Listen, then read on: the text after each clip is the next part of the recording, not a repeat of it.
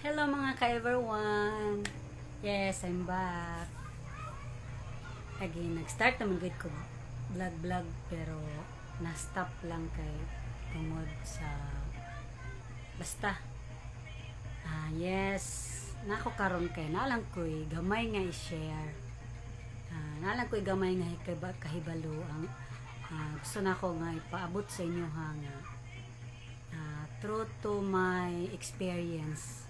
Tinuod gid ni siya nga nahitabo gid sa kuha. Bahin bitaw sa kanang hackers manghack sa imong account. Tinuod gid na siya. Primero ana Miyerkules to February 21, 9 to 10 sa gabi nay nagchat sa kuha niya.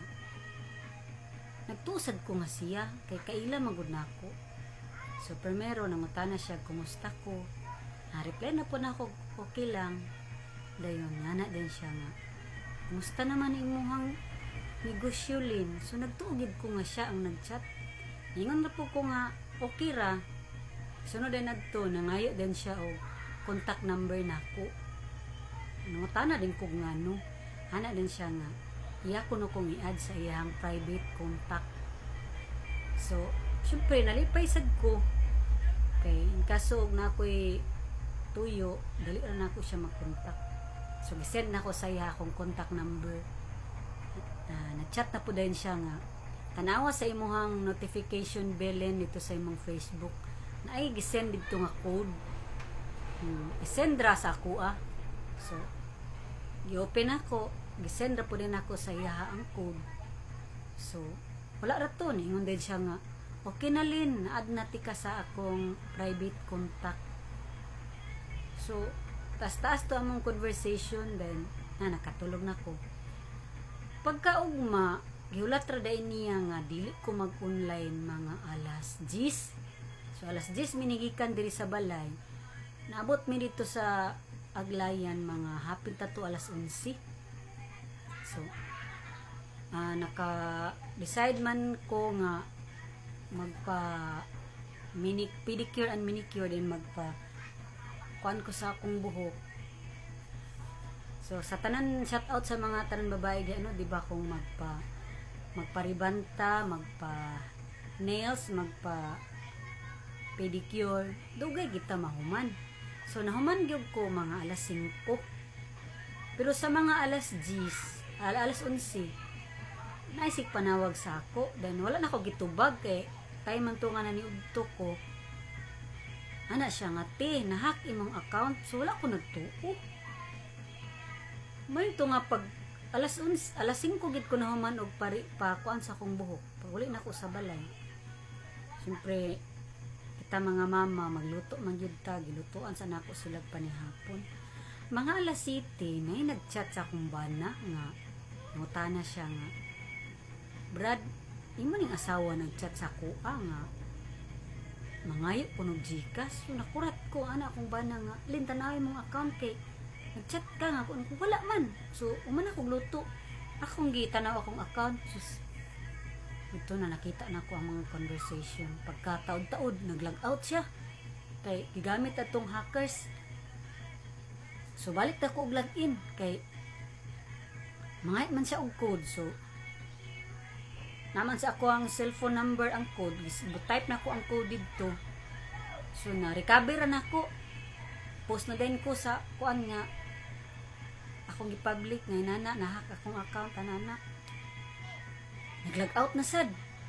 Kay gigamit na sad to sa hackers. So balik na sa kog login. Mga kaupat gito nag-log out akong account. Kadugayan wala na dayon kay wala na nakasulod tong hackers. Naman to, grabe na akong kuan.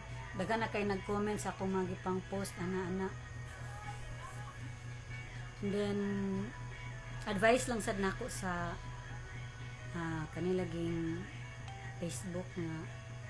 Di kay tag-Facebook. Siyempre, matay signal, sayang man kay di ganiton. So, sige tag-Facebook. So, siyempre, aminon sila ko ang kagalingon. Nailad jud ko. Siyempre, wala may mangingilad kung walay magpailad. Adto. Dayon. sad to say no sa akong mga friends and followers. Hindi na gid sila katuo nga naagi nagtuo nga ako gid ko nito. Pero unsaon ta man mo man ilang pagtuo. Bisan karon naiga-chat-chat sa kuha pero kabalo ko nga gaduha-duhan na. Kung nana manggaling nga wala na mo gaduda na mo sa kuha. Block na lang ko ninyo. Pag mahimo, paabot lang mo ka, ako na lang mag-block sa inyo, ana na lang. Okay. Sa tinuod lang, nag-change na gid ko password. Nagpatabang ko sa akong pagumangkon. Change na pod ko profile. Change na pod ko profile name. Nagihapoy dili makatuo nga ako na to. Ang ilang pagtuo hackers ra gihapon tong nagamit ani nga account nako. Tinuod lang sayangan gid ko mag-change og account, mag-new og account kay daghan na magud kay ko followers, daghan na sad ko friends, diri na ko nailhan. Kung depende na lang kung kinsay magtuo o dili. Basta sako kasi to magtuo okay hindi karga hapon siyempre. So mao gid to akong experience sa akong Facebook natunahan ko. Pero sa pagkakaroon di na gid ko mahak kay dilak na nako akong profile. Muna kamo sa wala pa na hack, bantay-bantay mo ha. Kaya nila ra bang gamiton nga account kanang kaila kay nimo. So gatuo jud ka nga siya to imong ka-chat. Dili naman di ay. Pero i-mindset na lang na nato. Basta gani mangayo ng Gcash. Siyempre, sa ako, tanan ako friends and followers, wa mo ko sukad-sukad. Nakapangayo og kwarta sa ila, wa po ko nang tam. Ako pa magani gihulman. Way bayad-bayad. Wasa ko naningil kay maulaw ko. So, sa ako, depende na lang gid sa mutuong. Siyempre, yung maginato, itahan nilang huna-huna. Ha? Manisiya, hackers man. Saan taman? So, maura to akong ika-share. Naot ko nga ay lesson gihapon nga makuha. O daghan kayong salamat. Bye.